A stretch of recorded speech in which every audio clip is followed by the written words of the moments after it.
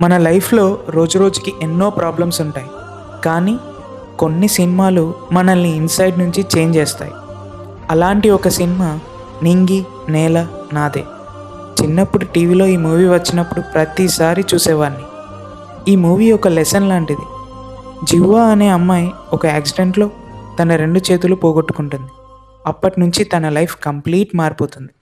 స్కూల్‌కి వెళ్ళడం, రాయడం, తినడం అన్నీ ఇంపాసిబుల్ అవుతాయి. కానీ ఆ అమ్మాయి తన ధైర్యం కోల్పోవదు.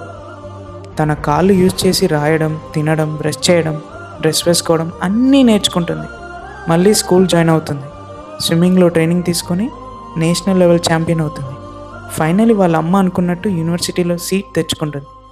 ఈ మూవీ యొక్క ముఖ్య ఉద్దేశం మనిషికి సంకల్పం ఉంటే ఏదైనా సాధించొచ్చు అని.